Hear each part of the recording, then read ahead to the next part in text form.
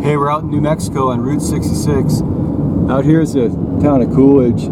Used to be a little frontage road here you could drive on, but today you have to go on Interstate 40 to the town of Perea and Wingate. Wingate's about 10 miles down. That's our next stop on Route 66. So lots of really neat stuff to see and ruins. So we're going to an elevation of 6,750 feet. Population 0. Anyways, big crossroads here on Route 66 on the old wagon road. It linked Albuquerque to the New Mexico border. Historic Old West Fort Wingate, that was established here in 1862, about 3 miles south of town. 1881, the railroad came through as a supply chain for the fort. In 1914, New Mexico Highway 6 was built. That followed the railroad as part of the National Trails Highway. In 1926, Route 66 came through on the state highway. And here we're coming up on the Flying J, little travel rest area. We've got Subway, Denny's, some other stuff. So way out here, that's the 1926 alignment, dirt road. There's a treatment plant there too. And that's where you'll find the 1926 Staples Navajo Trading Post. And that's just a big pile of rubble today. Just we have these fantastic mesas way out there. We're also going to find the ruins of a culvert pass still intact. It's a 2-barrel tin horn and concrete culvert. Here we have exit 36 to Iyantibo. We're going to head up there, see if we can join up with our 1926 alignment way out there. Iyantibo. This is Highway 27. We're going to cross this over the railroad tracks right up here. And this will put us right back on our Route 66. Right out here, Iyantibo, Perea, and Wingate. And it dead ends eventually, but we're going to head up this about 2 or 3 miles. I'll show you what it looks like on Route 66. Hey, that was kind of a bust. We went about 5 miles down. Now we're headed back west. And this is our 1926 Route 66 here. This section of road is only Route 66 for a couple years. So you're not going to find anything out here along the railroad. Here we made it all the way back to the railroad tracks. Here, we know trains coming this way. Anyway, up ahead we're going to hang it right. That there's Highway 27. That takes us on our 1926 and 1937 alignment here of Route 66. Here we go, and about a half mile up, way out in the fields, we're going to find a concrete bunker just sitting there.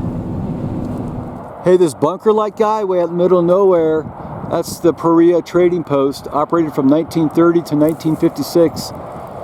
2 rectangular concrete foundations, some crumbled slabs, and the former stucco walls there. The ruins of this block-shaped building. Those are pretty much our only trading post out here in Perea on our Route 66 right here. Cross over Interstate 40 at Turtle Butte Circle. Just on the other side we have a marker.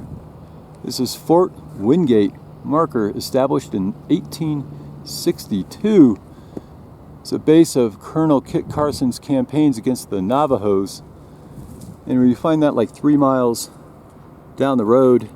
Little arch entrance, and then Fort Wingate time capsule arch. This is an old West fort established in 1862 during the war against the Navajo, deactivated in 1911, used by Mexican asylum seekers fleeing Pancho Villa in 1914. 1918 served as a munitions storage for World War I. 1925 used as a boarding school for the Zuni and Navajo children, and finally granted to the Indian Nations in 1992.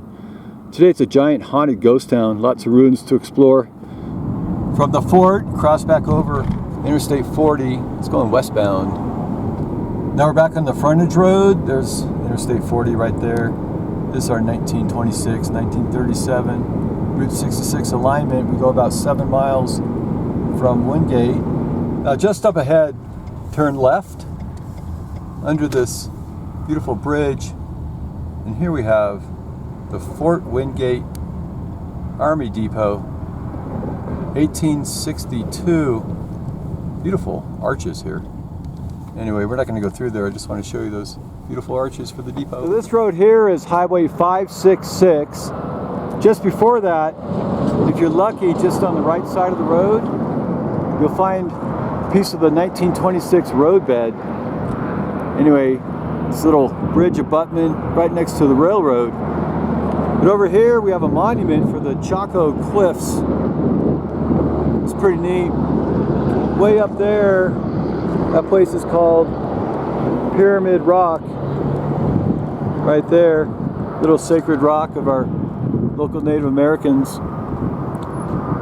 Way up on top of this hill, way up there, that little spike or spear hemming out, that's called Navajo Church.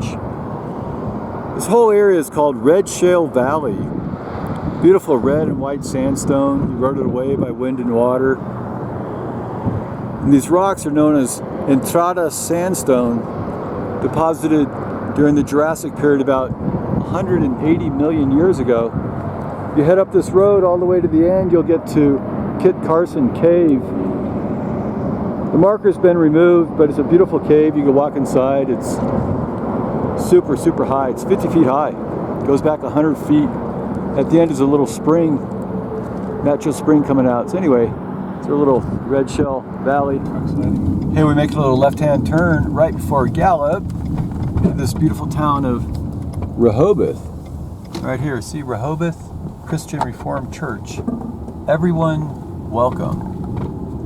I believe this is an old Calvinist town. It was founded by a small religious group and never had big trading posts, or I don't even think there was a train depot. There might have been a depot right about here, but I don't think so. We're gonna head up and see this little welcoming sign right here. Anyway, this is "The Lord has given us room, we shall flourish in the land." And that's Genesis 26:22. The story about the Rehoboth well that is going to generate lots of peace and freedom and flourishment. And that's the whole town of Rehoboth out here. We're going to head into Gallup. Thanks for watching. Bye.